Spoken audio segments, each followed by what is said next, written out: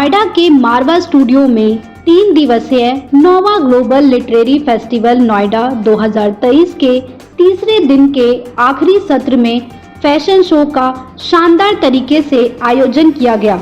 कार्यक्रम में doctor Sandeep Marwah, chancellor AAFT university and president ICMEI Divakar Sukul, Divya Sukul, Vinod Kumar ने अपनी गरिमामयी उपस्थिति दर्ज कराई। दीप प्रज्वलन से फैशन शो की शुरुआत की गई। सभी अतिथिगण को पुष्पगुच्छ भेंट कर स्वागत किया गया।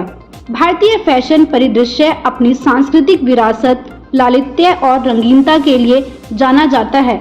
यह सूक्ष्मता और सुंदरता को सामने लाता है जो असंख्य दशकों से कायम है। भारत में फैशन उद्योग गतिशील परंपराओं का एक सम्मेलन है। भारत की प्राचीन संस्कृति से प्रभावित परिधानों को खूबसूरत तरीके से पेश किया गया, जिसमें sustainability, warrior, Dwarka, Shri Krishna, fusion आदि से प्रेरणा लेकर फैशन शो दिखाया गया। बता दें कि मॉडल्स ने रैंप पर अपनी खूबसूरती से 4 चांद लगा दिया, जिससे ये समा और ज्यादा खूबसूरत हो गया, जिससे सभी गेस्ट और स्टूडेंट्स बहुत प्रभावित हुए और गेस्ट ने स्टूडेंट्स के कामों को खूब सराहा। Doctor Sandeep Marwah, chancellor AAFT university and president ICMEI ने सभी लोगों का शुक्रिया अदा किया और कहा, भारत समृद्ध संस्कृति परंपरा का देश है। जिस प्रकार से स्टूडेंट्स ने फैशन शो में भारत की खूबसूरती को दिखाया है, इनकी क्रिएटिविटी और कठिन मेहनत को देखकर मुझे खुशी हुई। बता दें कि कार्यक्रम में न्यूज बुलेटिन का पोस्टर अतिथिगण द्वारा लॉन्च किया गया।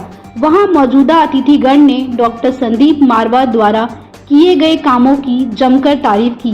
कार्यक्रम में उपस्थित अतिथिगण को मोमेंटो देकर सम्मानित किया गया। कार्यक्रम के अंत में उपस्थित अतिथिगण और स्टूडेंट्स का धन्यवाद ज्ञापन किया गया।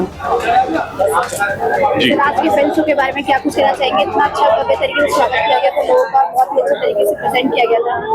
एक भव्य शो को तैयार करने के लिए तकरीबन 3 महीने की मेहनत उसमें जड़ी होती है।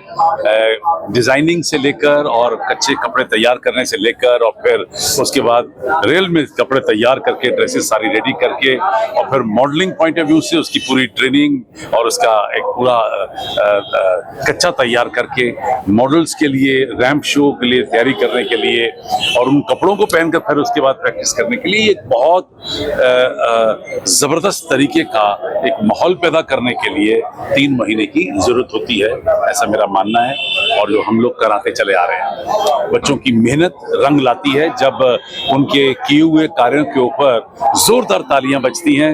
और खास तौर पे आज के जमाने में जब लोग चीख के चिल्ला के अपने उस पूरे एक्सप्रेशन को बताने की कोशिश करते हैं, तो मुझे भी आनंद आता है। मुझे लगता है कि जो हम लोग यहाँ पाठ्यक्रम दे रहे हैं, जो पढ़ाई करा रहे हैं, जो उनको हम स्किल डेवलपमेंट करा रहे हैं, वो आज सार्थक हुआ है। तो इन बच्चों ने पिछले 3 महीने से बहुत सारा काम किया है, मेहनत की है और आज वो मेहनत रंग लाई है।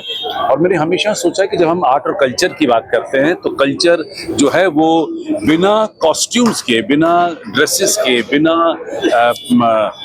उस अलग अलग भांति के कपड़ों के पूरा नहीं होता है। और आपने इस शो में भी देखा होगा कि हमने बिना कहे कोशिश की है कि अलग अलग स्टेट्स के कपड़ों को एक साथ एक रैंप पे हमने लाए हैं और हमने बिना कहे बैकग्राउंड म्यूजिक को लेकर और कपड़ों को लेकर हमारी संस्कृति को फिर से एक बार जागृत करने की कोशिश की है। चाहे वो द्वारका हो, मथुरा हो, चाहे वो राजस्थान हो, फिर चाहे वो पंजाब हो या दिल्ली हो, ऐसे हमने बिना बोले, बिना कहे ये लोगों के दिमाग में डालने की कोशिश की है कि हम सब एक हैं। चाहे वो खाना हो, चाहे वो म्यूजिक हो, चाहे वो फैशन शो। फैशन शो के बारे में क्या कुछ कहना चाहिए? कैसा आपका ये फैशन शो एक बहुत यूनिक फैशन शो मैंने देखा है, जिसमें एंशिएंट विजडम, हमारी जो हिस्ट्री है, उसके साथ मॉडर्न टाइम को मिलाकर जो आप लोगों ने क्रिएट किया है, it's beautiful. I am very very impressed. Thank you for inviting me. Sir, आज कार्यक्रम का तीसरा दिन है सर और समापन होने वाला है सर, तो क्या कहना चाहेंगे सर आप कार्यक्रम के बारे में? शानदार बहुत ही शानदार प्रोग्राम रहा, तीनों दिन का कमाल का प्रोग्राम था और जो हमारी एक्सपेक्टेशंस थी उसके अनुसार था और उससे बढ़ कर के था।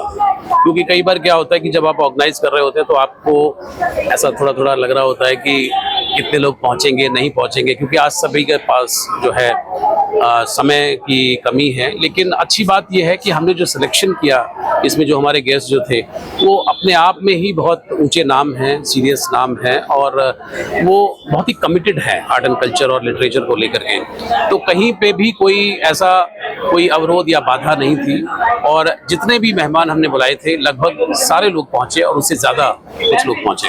सर, इस फेस्टिवल के डायरेक्टर भी हैं आप, तो आपकी कुछ एक्सपेक्टेशंस खुद से रही होंगी या कुछ इस तरीके से आपने पूरा आयोजन सोचा होगा, तो क्या लगा कि उस आयाम तक पहुंचा न केवल इसलिए कि भाई सारे आयोजन सिद्ध हो गए बल्कि बहुत सारे लोगों की आमद भी हुई, मगर उनके जो विचार यहाँ पर व्यक्त किए गए उस अनुसार आपको लगता है उस आयाम को पकड़ पाए?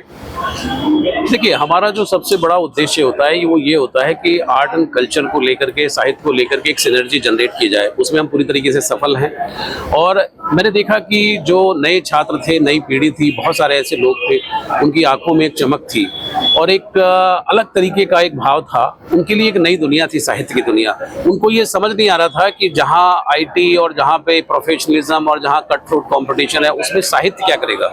लेकिन जब साहित्य के माध्यम से बहुत सारे लोगों ने ये सोचा, सुना, पढ़ा कि जाना कि साहित्य से ही व्यक्तित्व का निर्माण होता है, तो वहाँ पे हमें अपनी विजय होती नजर आई। और जो हमारी एक्सपेक्टेशंस थी इस फेस्टिवल से, तो मुझे लगता है कि वो निश्चित रूप से पूरी हुई है। मुझे लगा कि वहाँ पे वो पूरी हो गई।